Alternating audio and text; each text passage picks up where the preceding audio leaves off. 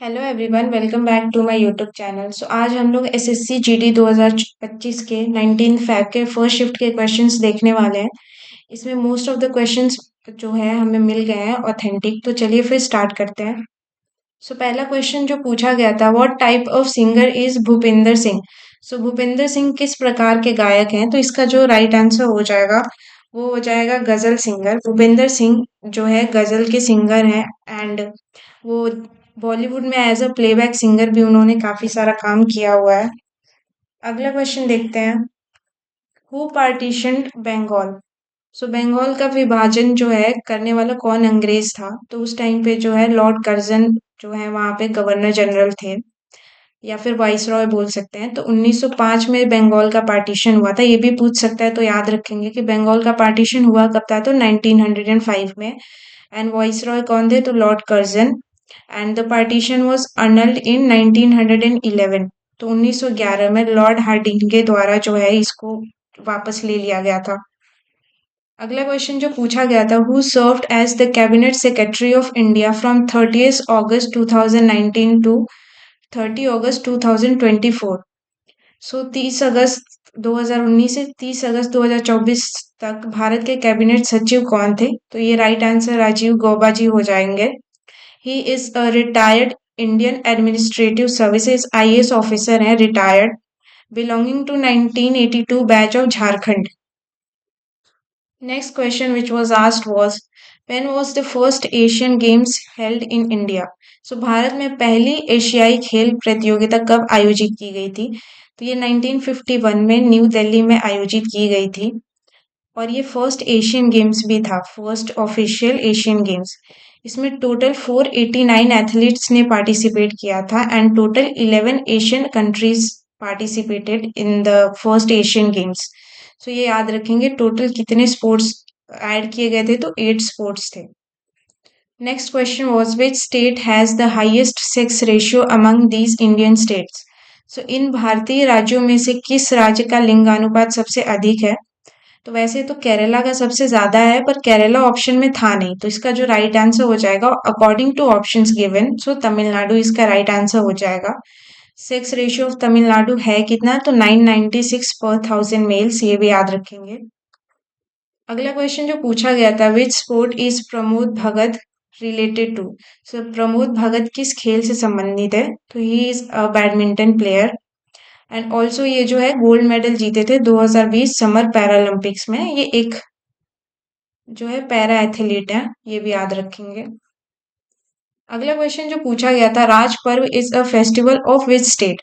राज पर्व किस राज्य का त्योहार है? तो ये राजो पर्व जो है उड़ीसा में मनाया जाता है। Raj Parv is a festival in Odisha that celebrates the first rain of the year. It is a time to welcome the rains and pray to the earth for good harvest.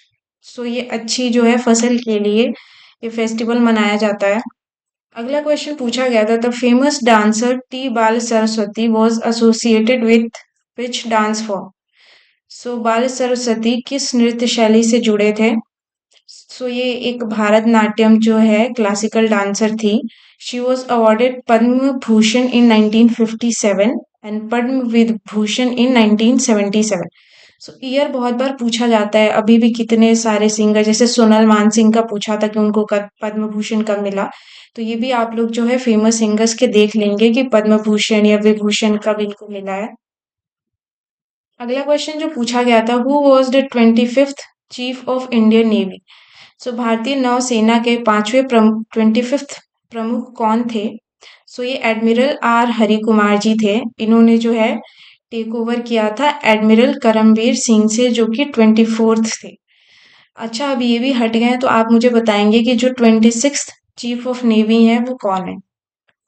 अगला question पूछा गया था, the ruling plan was implemented between which 5 year plans.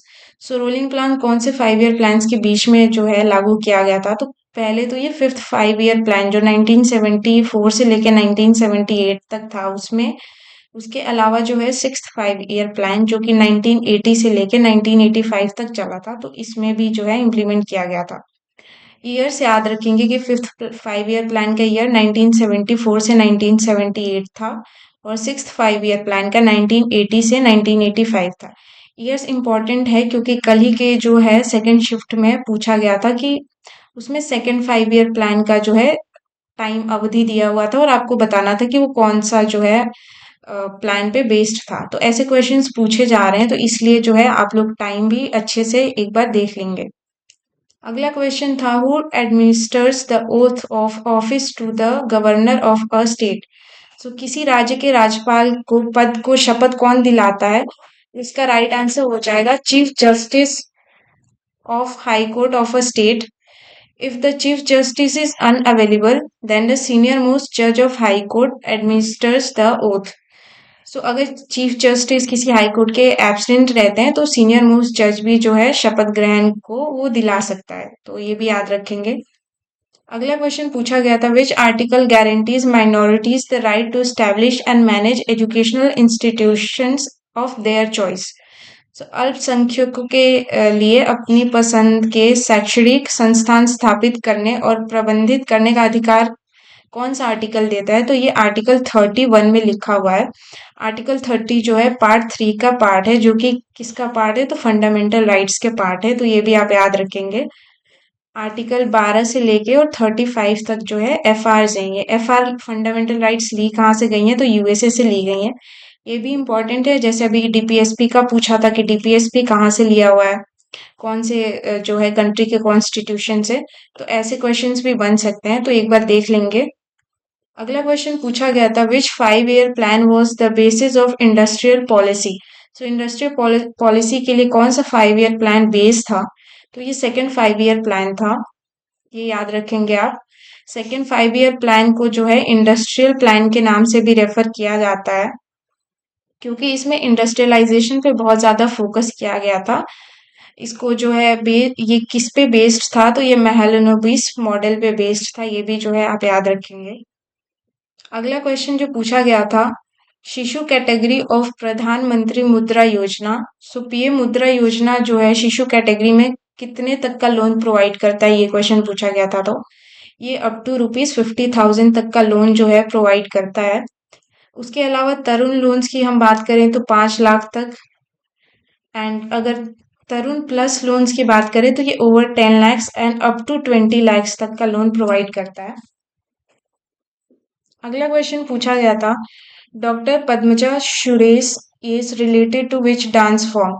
So doctor Padmaja Suresh किस नृत्य शैली से संबंधित है? तो ये भरतनाट्यम से संबंधित है, ये याद रखेंगे आप लोग। उसके अलावा he is director of Atmalaya academy in Bangalore, so ये भी आप जो है याद रखेंगे। बाकी अगर हम जो है रीजनिंग की बात करें तो रीजनिंग में सीरीज से 2 क्वेश्चंस आए थे। उसके अलावा कोडिंग डिकोडिंग जो है वो सब दिया हुआ था। उसके अलावा सिटिंग अरेंजमेंट से क्वेश्चंस थे, सिटिंग अरेंजमेंट से 2 क्वेश्चंस थे इसमें। बाकी पेपर फोल्डिंग और मिरर इमेज ऐसे क्वेश्चंस थे। रीजनिंग के क्वेश्चंस काफी इजी थे और डुएबल थे, आप आराम से ही सारे मोस्ट ऑफ द क्वेश्चंस जो है आप कर सकते थे। अगर मैथ्स की बात करें तो मैथ्स में 2-3 क्वेश्चंस जो है सिंप्लीफिकेशन से दिए हुए थे, इजी थे, बहुत ज़्यादा टफ नहीं थे। उसके अलावा एसआई सीआई से क्वेश्चंस दिए हुए थे। सो ऐसे कुछ क्वेश्चंस जो है थे, ये भी मैथ्स भी काफ़ी हद तक सही था, डुएबल था, तो कर सकते थे आप लोग। सो हाँ, क्वेश्चंस ओवरऑल अगर हम पेपर का लेवल देखें तो पेपर ठीक था, डुएबल था, इजी टू मॉडरेट कह सकते हैं, बहुत ज़्यादा हार्ड पेपर नहीं था। बाकी आने वाले शिफ्ट में जिन भी बच्चों का पेपर है तो वो कमेंट में जो है क्वेश्चंस लिख दिया करे, ताकि बाकी बच्चों को भी एक आइडिया मिल जाया करे कैसे क्वेश्चंस आ रहे हैं। ठीक है, फिर नेक्स्ट वीडियो में मिलते हैं, तब तक जय हिंद।